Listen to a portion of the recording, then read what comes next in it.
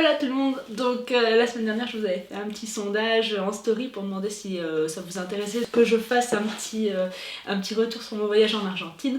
Donc ça y est, je prends enfin le temps de le faire. Alors, donc je suis partie, donc pour commencer, je suis partie donc 3 semaines en Argentine, donc je suis partie du 31 janvier au 20 février, inclus donc avec le vol aller-retour jusque là. On a fait principalement la Patagonie, donc la Patagonie là c'est la période parfaite en fait pour aller la visiter parce que c'est l'été là-bas, il fait pas trop froid, il fait pas trop chaud non plus, donc par contre le nord c'est pas du tout la période apparemment, donc on n'a pas fait du tout. Apparemment à cette période là il fait très chaud, très humide et aussi ils ont beaucoup de flotte là, ça flotte bien, donc c'est pas trop conseillé de faire le nord à cette période de l'année. Bref, c'est pour ça qu'on a fait la Patagonie. Donc la Patagonie c'est surtout donc, des paysages, c'est du trekking et bon, voir aussi beaucoup d'animaux, c'est de la contemplation, donc faut prendre quand même son temps pour visiter en fait. Donc pour l'itinéraire, donc au niveau de la Patagonie, bon, je sais pas si vous allez voir, j'ai fait une petite carte. Donc on arrivait en fait à Buenos Aires, je sais pas si vous allez voir, je me rapproche. On est arrivé à Buenos Aires, puis on a fait Ushuaia, donc qui est tout en bas. On est reparti au niveau de la région de El Calafate et El Chatel, donc c'est là qu'il y a le Fitzroy et le glacier Perito Moreno. Puis on est monté dans la région des 7 lacs avec le parc Los Alerces.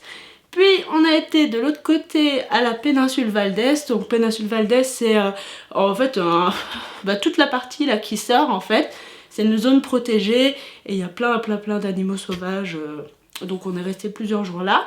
Puis on est revenu ici à Bariloche et on a repris l'avion à Buenos Aires. Et à Buenos Aires on a fait en fait une excursion dans une estancia. Donc voilà, les distances en fait elles sont assez grandes.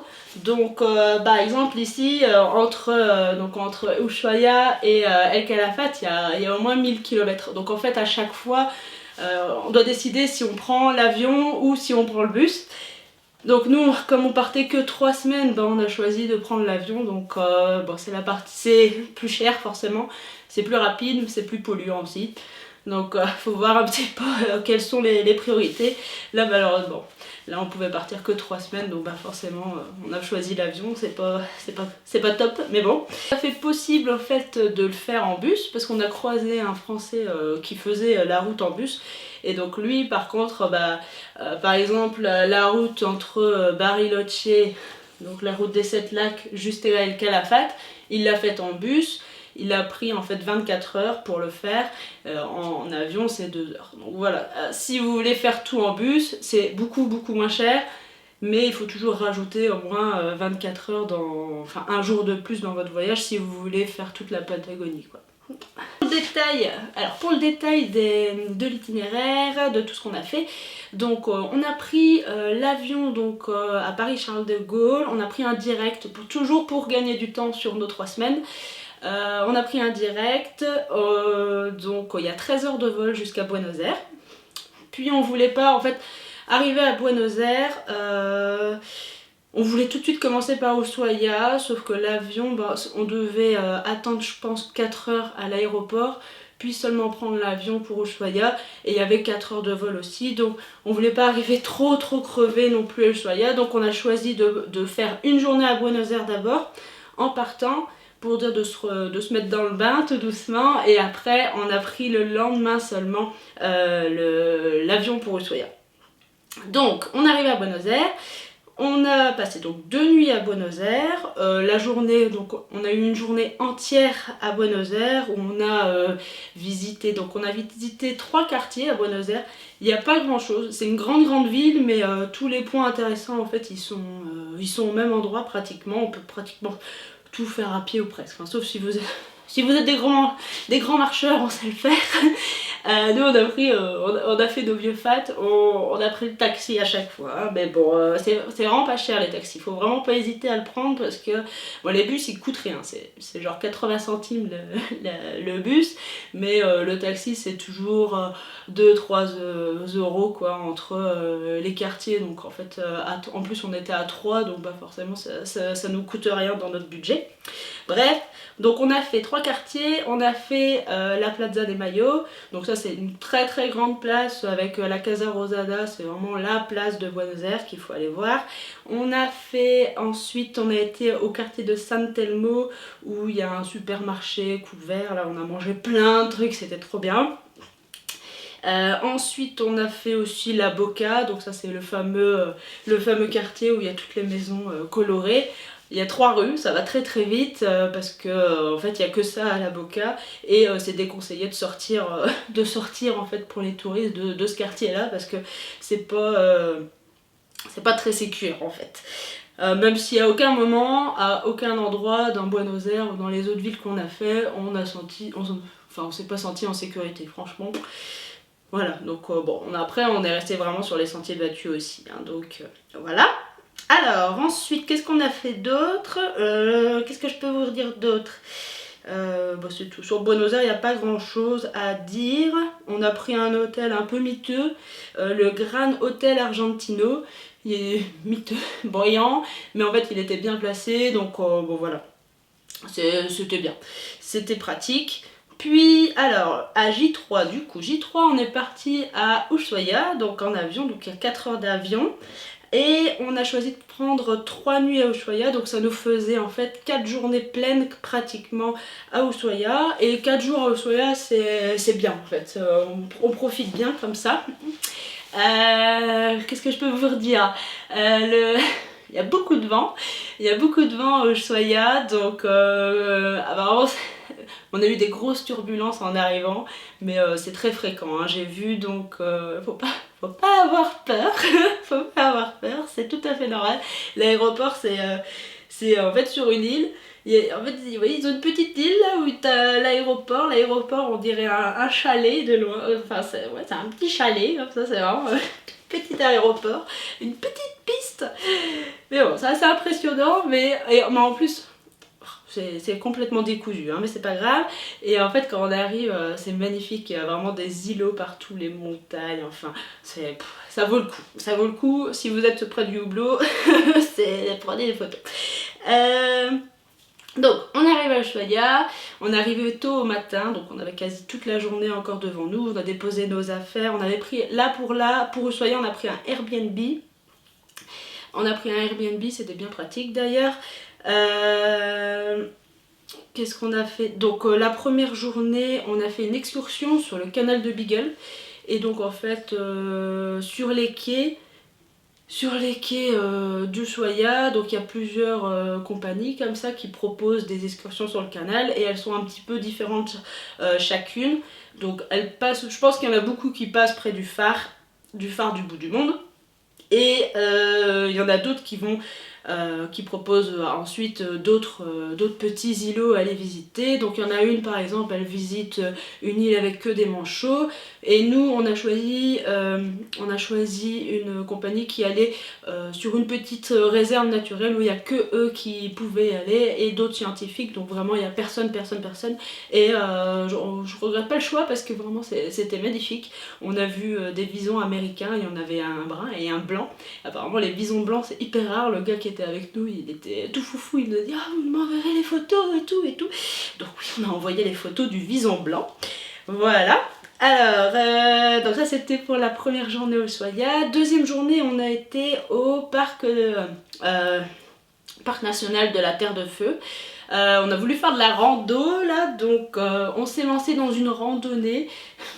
C'était horrible, c'était dur. En fait, elle faisait 650 mètres de dénivelé, un truc comme ça, et ça n'en finissait pas. On a fait des heures à monter ce truc et encore on n'a pas réussi à aller tout en haut parce qu'il s'est mis à pleuvoir et il y avait plein de nuages du coup, et en fait c'était un mirador, donc bah, forcément la dernière partie en fait c'était un mur dans de la caillasse. On a dit c'est bon, on va pas aller se tuer le premier jour, donc on est redescendu. Donc en fait du parc de la Terre de Feu, on n'a pas vu grand chose. Et bon, si vous avez pas beaucoup le temps, je pense que c'est pas les plus beaux endroits. On a fait, par exemple le lendemain, on a fait une autre randonnée. On a fait une randonnée à la Laguna Esmeralda et ça c'est vraiment très beau aussi. La balade est beaucoup plus facile, elle est longue hein, mais elle est plus facile. Et en fait quand on arrive, c'est un lac avec couleur émeraude, mais vraiment l'eau est vraiment émeraude. Donc vraiment ça vaut le coup par contre, ça vaut le coup. Ouais, le parc national de la Terre de Feu, bah voilà, c'est le parc national de la Terre de Feu, c'est chouette, mais je pense qu'il y a des randonnées plus belles autour de Ushuaïa.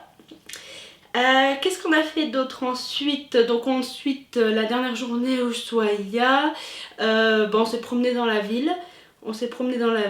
Et ensuite on devait aller reprendre l'avion pour El Calafate. Et alors, qu'est-ce que je peux vous dire? Un dernier mot sur Ushuaïa, c'est une ville qui est à flanc de montagne. En fait, elle monte comme ça, la ville. Et du coup, notre appartement, il était tout en haut de la ville. Donc, on prenait aussi le taxi à chaque fois pour remonter. Parce qu'il n'y a pas vraiment de bus non plus. Hein, donc, on n'a pas trop le choix. Soit vous grimpez à pied, soit il faut prendre le taxi. Quoi. Mais le taxi, je vous dis, ça coûte rien. Hein, ça coûte rien en plus. Il roule plus ou moins bien. Il y a des priorités de droite partout, mais il y a personne qui les font. En fait, les Argentins, c'est à celui qui aura le plus de volonté pour passer. Donc voilà, et c'est un peu spécial au début, mais on n'est pas mort, donc tout va bien. Bref, voilà, ça c'était pour Ushuaïa. Ensuite on est passé, donc on a pris l'avion à Ushuaïa jusqu'à El Calafate. Donc El Calafate, c'est la région où donc il y a le glacier Perito Moreno et aussi Fitzroy. Donc on est arrivé à l'aéroport d'El Calafate, il y a pas beaucoup, hein, je crois qu'il y a 1h10 de vol, c'est vraiment très court comme trajet. Et arrivé à l'aéroport, on avait loué une voiture. On a loué une voiture avec la compagnie Hertz. On a loué une Fiat Cronos, la Titine. Bien pratique, ça suffit amplement pour cette région-là. La route, elle est belle en fait. Cette route, il n'y a pas de piste. Que ce soit vers El Chatel ou El Calafate, il n'y a pas de piste. C'est vraiment une belle route droite. Donc ça suffit comme voiture. Alors on a pris la voiture et puis après on est parti à El Chatel. Donc à El Chatel pour faire les randonnées autour du Fitzroy. Alors on traverse du coup toute la Pampa. Et alors jusqu'à El Chatel, donc il y a je crois 200 km. Il n'y a rien, c'est que la Pampa. On croise peut-être une maison, une estancia. On a croisé, bref, une estancia ou deux. Et puis on a croisé surtout plein de lamas, il y avait plein de guanacos qui passaient, et puis d'un coup tu roules, et il y a plein de chevaux aussi sur le bord de la route, il y a des vaches, il y a des moutons, voilà. Il n'y a personne d'autre, mais il y a plein d'animaux. Il y a un vent de malade, en plus quand on est arrivé à El Chatel, il y avait gros orage, donc vraiment du vent, un truc de dingue. Le vent c'est un truc de dingue en Patagonie, je verrai plus jamais les tempêtes, par ici de la même façon. Donc ouais, prévoyez un bon coup de vent. Il fait pas tellement froid, c'est pas froid, c'est juste du vent quoi. Et donc bref, on arrive à El Chatel, donc au soir. On a pris aussi un appartement là-bas parce que comme on fait en plus des randos et tout, c'est bien plus pratique. On doit se préparer des sandwichs et tout, donc je crois que c'est mieux qu'un hôtel en tout cas. Et puis on a fait donc de la rando. On a choisi, donc on s'était dit on va prendre 2 jours au moins à El Chatel parce qu'on voulait absolument faire la grosse rando pour aller en fait au Fitzroy. Donc ça c'est vraiment la rando, la rando qui fait 20 km, enfin c'est vraiment un truc terrible. Donc on s'est dit on va prendre 2 jours à El Châtel parce que sans savoir si la météo va nous permettre de monter jusque là. Donc on voulait avoir au moins un petit peu plus de possibilités quoi. Et donc on a bien fait parce que le premier jour c'était fort nuageux.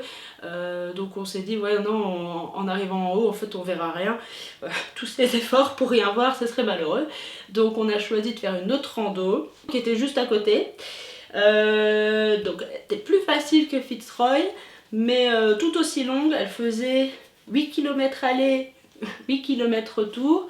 Arrivé en haut, un vent de malade et il y avait encore un peu de nuages aussi. Donc bon, c'était une belle rando, hein, c'était une belle rando. Et puis le lendemain, on a fait donc la fameuse balade du Fitzroy. On a voulu commencer par un chemin, on a voulu en fait commencer la rando par le chemin le plus court, mais du coup il fallait prendre sa voiture et aller au point, à un point de commencement là, je sais pas quoi. Et en fait le chemin il était sous l'eau donc on a fait demi-tour. Et on a pris le chemin classique où tout le monde part. Et donc en fait on avait déjà plusieurs randos dans les jambes et putain c'était horrible. Oh là là, j'en ai fait des randos pourtant mais celle-ci elle était vraiment horrible. En fait c'est le Fitzroy c'est 10 km aller, 10 km retour. La balade il y a 750 mètres de dénivelé. Ça commence par une montée et puis après il y a plusieurs kilomètres de faux plat. Et puis en fait ça termine sur un truc, putain, le dernier kilomètre, un mur comme ça dans de la caillasse. C'était humide, il y avait du monde parce que bon c'est autoroute hein, cette randonnée là. Et puis t'arrives au bout, il y a du vent, un truc. Oh, j'ai cru que j'allais crever. Et en fait même le dernier kilomètre, il y a un panneau avant de monter qui dit qu'il faut absolument avoir une bonne condition physique, machin pour y aller parce que... Mais c'est vrai, un truc comme ça. Oh, et la descente, je vous raconte pas. Donc il faut compter pour le dernier kilomètre au moins 1 heure. Moi je l'ai fait en 1h15. Mais je suis pas du tout sportive, je fais pas de sport. Hein. Normalement, à part un peu de cheval, voilà. Mais sinon, je suis pas sportive du tout. J'y suis arrivée quand même, mais alors, j'avais mal. Et alors, arrivé en haut, bon, ça vaut le coup, hein, parce que les photos, elles donnent rien du tout, mais c'est majestueux, c'est énorme le Fitzroy. Et alors, t'as un grand lac. Et puis de l'autre côté, tu sais encore aller voir un autre lac, mais j'avais plus de jambes donc j'ai même pas été jusque là. Je me suis assise sur la première pierre qui venait, puis j'ai mangé mon sandwich jambes au beurre quoi. J'en pouvais plus. Et donc après, il fallait redescendre. Donc la descente, un truc, le mur là qu'il fallait redescendre. Un vent, il y avait tellement de vent que tout le monde s'est jeté à terre parce qu'en fait on s'envolait. Total, j'avais jamais vu ça. Et il y en a, ils montaient en tongs, des gros malades les gens. Et alors le dernier kilomètre de cette balade, j'ai pleuré tellement j'avais mal aux pieds. J'avais jamais eu autant mal aux pieds. En plus j'arrive, je m'installe sur un banc en bas de la rando. Et il y a 2 touristes qui me demandent que je me relève pour les prendre en photo. Oh, j'ai soufflé. J'avais envie de les envoyer chier. Enfin bref. Voilà, on est revenu vivant de cette randonnée là. Après on a dit on faisait pas plus de 1000 pas par jour parce que là vraiment c'était horrible. Je crois qu'on a fait ce jour là 40 000 pas, enfin un truc de malade. Bref. Ensuite, l'étape suivante, donc après El Calafate, on est redescendu, El Châtel, donc on est redescendu de El Châtel vers El Calafate avec une nouvelle aventure. On devait faire le plein, en fait. Donc le plein déjà, il fallait trouver la pompe à essence à El Châtel, et en fait la pompe à essence c'était genre une petite baraque là où il y avait un gars qui avait une petite pompe et alors il y avait toute une file. Déjà la file elle était énorme, on a attendu au moins 1 heure pour faire le plein et heureusement qu'on a attendu parce qu'en fait en attendant on se dit mais comment on ouvre en fait la trappe à essence? Alors, on commence à regarder, on appuie dessus, ça s'ouvre pas, on lit le bazar, le livre, on trouve pas non plus, on recommence à appuyer, ça marche pas, alors chacun notre tour, on doit appuyer sur la trappe à essence de plus en plus fort, et alors on essayait d'éteindre, et et de rouvrir la voiture pour voir si c'était avec la clé qu'il fallait faire et tout. Et sauf qu'à chaque fois, quand on appuie sur la clé de la Fiat Chrono, ça fait poit poit poit poit. Alors on était là poit poit poit poit poit poit. Un cirque, il y a tous les Argentins qui nous regardaient. Et puis après, il y en a d'autres, il y a des Argentins qui sont venus voir comment, alors on était là, plusieurs, à regarder comment on ouvrait cette putain de trappe à essence. Et en fait, elle était juste cassée. Et donc Kevin, il dit, non, je vais faire levier avec la clé. Alors Charlotte qui crie, non. Et puis trop tard, il avait fait le levier, et en fait, elle s'est ouverte. Enfin bref. C'était un gros fou rire du voyage. Bref. Donc on a mis plus d'une heure à faire le plein. Et après, on est enfin descendu vers El Calafate. On a passé El Calafate pour aller jusqu'au Perito Moreno. Donc là, il y a au moins, je crois, de El Chatel au Perito, il y a au moins 300 km. Il y a au moins 300 km. On rentre dans le parc des glaciers. Il faut, en fait, on paye à l'entrée, puis il y a encore des kilomètres à faire, au moins 30 km à faire comme ça. Il me semble que c'était une piste ou c'était de la route. Non, je crois que ça, là, c'était encore de la route. Donc la voiture, ça allait. Puis en fait on arrive donc près du Perito Moreno, donc déjà on le voit de loin quand on arrive et on roule donc à flanc de falaise comme ça et puis on le voit au loin. Et alors il y a un parking inférieur, un parking supérieur. Nous on a été au parking supérieur parce qu'en fait on est arrivé assez tard, on est arrivé à 17h au parc. Et en fait tous les touristes, tout le monde était déjà parti, donc on a pratiquement eu le truc pour nous tout seul, il y avait plus grand monde et c'était conseillé d'ailleurs dans le routard de venir après 17h parce qu'il n'y avait plus personne en fait, et on a bien fait parce qu'apparemment il y a vraiment énormément de monde. Et donc en fait on arrive et en fait il y a des passerelles, donc il y a le Perito Moreno comme ça et les passerelles qui sont comme ça et qui descendent, qui montent et qui font tout le tour, et donc on peut pratiquement voir un petit peu tout le long le Perito Moreno. Ça dure 2 heures, en 2 heures on a fait tout le Perito Moreno. C'est hyper impressionnant, les photos non plus elles rendent pas bien parce que vraiment t'as ce mur de glace sur 70 mètres, enfin c'est un truc de dingue. Et on l'entend qui craque et tout, il y a des bruits, enfin il y a vraiment une ambiance, et d'un coup il y a des blocs de glace qui tombent, enfin, c'est hyper impressionnant. Là on a regretté de ne pas avoir pris un jour de plus pour le Perito Moreno parce qu'en fait il y a des excursions en bateau, et dont une qui va jusqu'au glacier de Uppsala, et apparemment cette excursion là elle vaut vachement le coup, elle est super bien et tout, mais on n'avait plus le temps parce qu'on reprenait en fait l'avion le lendemain, donc voilà. Mais à refaire, ouais, au moins prendre 2 jours pour le Perito Moreno, ou au moins une journée complète, parce que l'excursion elle commence à 9h et elle termine à 17h. Il me semble que c'est ça. Enfin voilà. Donc on a fait le Perito Moreno, puis on a été à l'hôtel. Puis le lendemain, on reprenait l'avion l'après-midi, donc au matin, on a encore été faire une réserve d'animaux. On a été faire la réserve Nimé, super belle aussi. Il y a plein d'oiseaux. Là par contre il faut au moins des jumelles ou un appareil photo avec téléobjectif, sinon vous n'allez pas voir grand chose. Mais il y a plein d'oiseaux différents. C'est super beau, c'est calme, c'est paisible, enfin bref. Et en plus c'est aussi, elle est surtout tout le long du lac Argentino. Et donc le lac Argentino c'est un grand lac qui baigne en fait El Calafate. Et l'eau elle est vraiment une couleur aussi super bleue, enfin c'est magnifique, c'est magnifique. Mais bon, il y a du vent, hein, ça voilà. Ensuite on a pris l'avion avait du retard, on est arrivé super tard du coup à Bariloche, c'est ça hein, ouais. On est parti donc après El Calafate, on a été donc à la région des 7 lacs, et donc l'avion atterrit à Bariloche. On a dormi à Bariloche, le lendemain on est venu à l'aéroport, on a repris notre voiture, et donc on a pris une Jeep cette fois-ci. Donc la Jeep c'est bien parce que là, vu le road trip qu'on a fait, il y avait beaucoup de pistes avec des gros trous, des grosses ornières, donc on était bien content d'avoir au moins une Jeep pour le confort. Par contre on a pris avec une compagnie qui s'appelle Modena, et on a eu une sale blague, je vous explique après.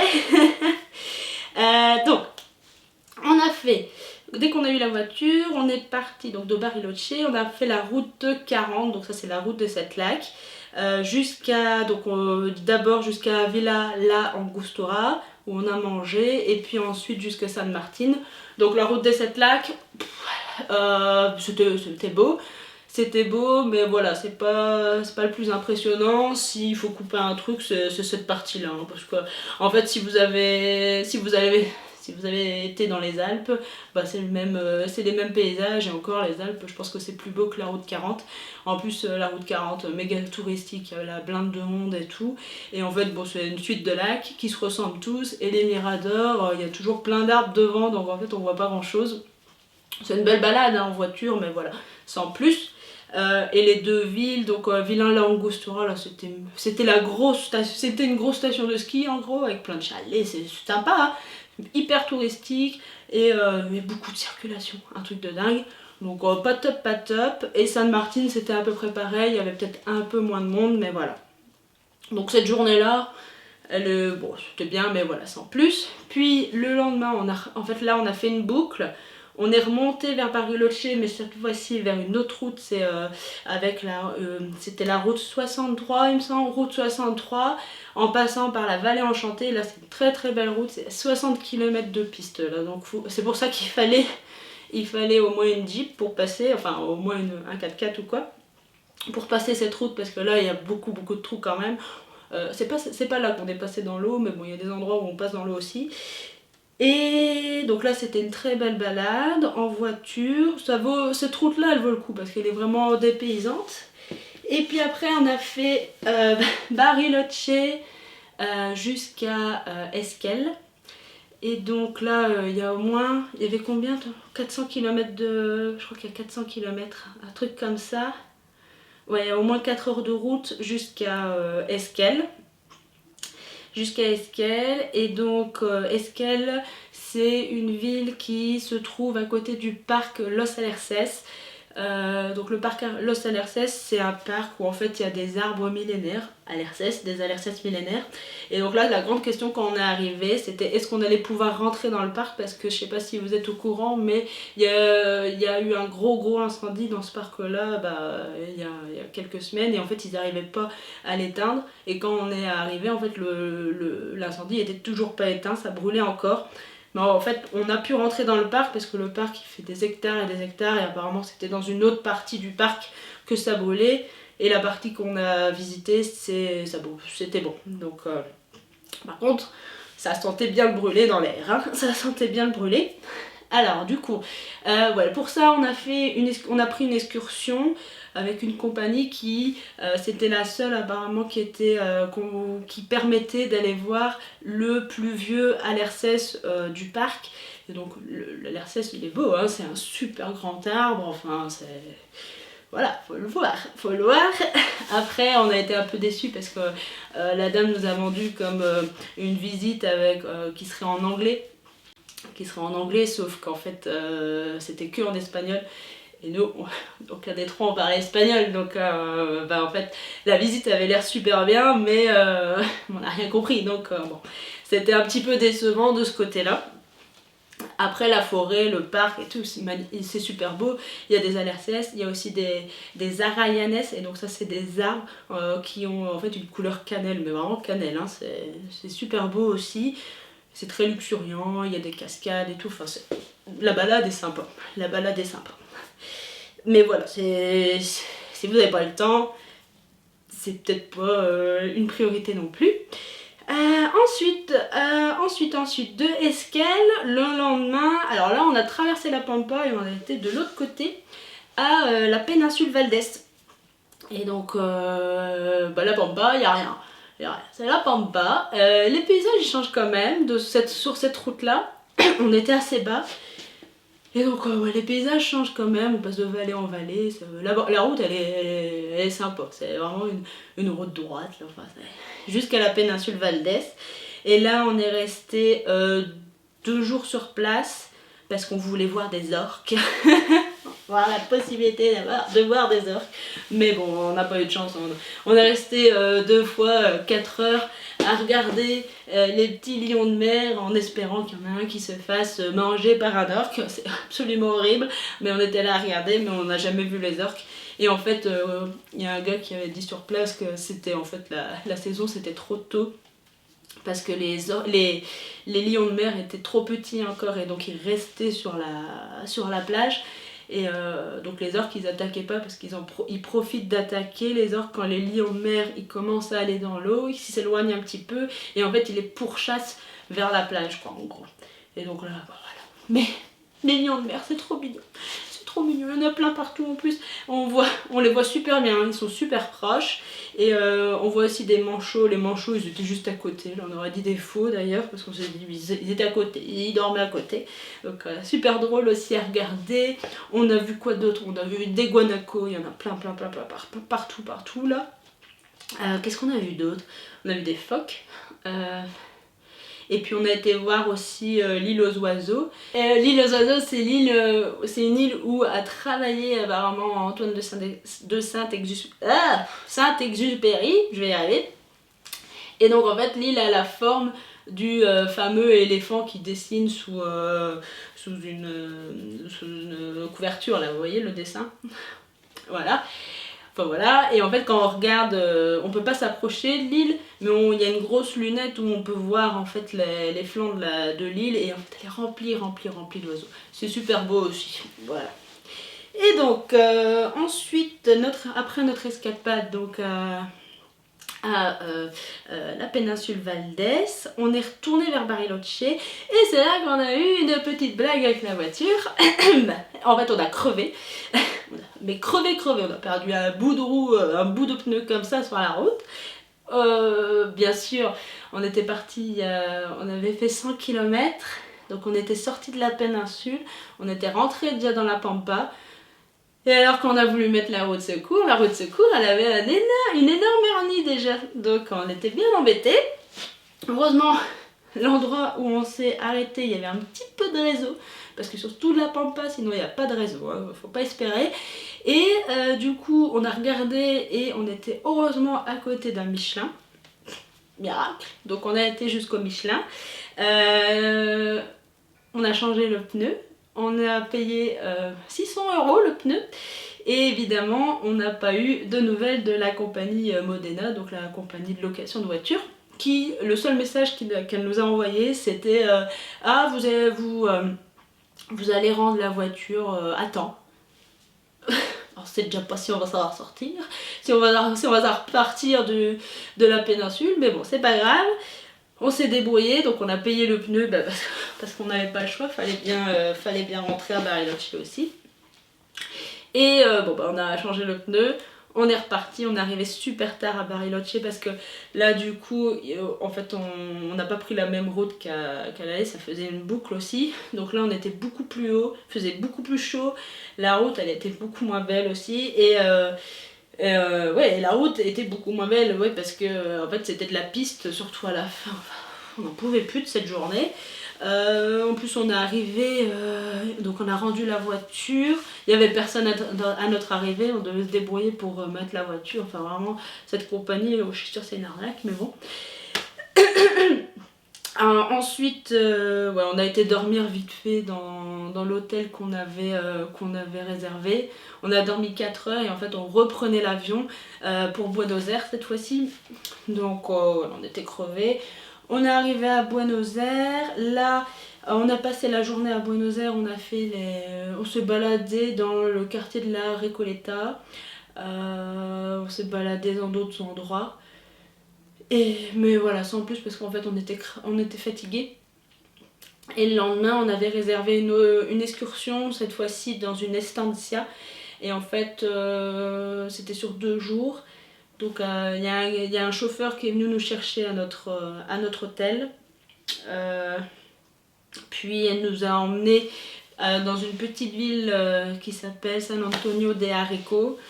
Bon, c'est la ville en fait des gauchos. Donc les gauchos c'est les mecs qui montent à cheval là-bas. Ils ont toute une une culture et tout importante. Et du coup le guide nous a fait visiter tout ça, nous a expliqué plein de trucs, c'était un guide en français en plus, c'est super sympa. Et puis on a passé la nuit donc dans une estancia, c'était un truc super luxueux, vraiment super beau et tout, on a super bien mangé aussi, c'était reposant. Et puis le lendemain on a fait une balade à cheval donc dans l'estancia, aucune sécurité. Pas de bombe, rien du tout. Le mec, je lui demande si je peux galoper au milieu de la pampa. Il me dit ouais, ouais, ouais. Alors il est parti avec moi, on a galopé. Là, j'avais pas de bombe, rien. Il m'a pas demandé si je savais monter ou quoi. Enfin, bref, on est parti. Et puis c'était un galop, un truc de fou. Enfin, c'était trop bien. Et puis voilà, on a remangé. Ils présentaient des danses folkloriques aussi, puis ils ont fait un petit spectacle à cheval, et puis après on est rentré à Buenos Aires, et puis c'était le dernier jour, on avait toute la journée devant nous, donc on a visité le quartier de... c'était quoi ouais, on a voulu aller au quartier Palermo, en arrivant, on s'est fait attaquer par les moustiques, j'étais toute rouge, toute rouge. Il y a une touriste allemande qui s'arrête à côté de nous, qui puis nous regarde.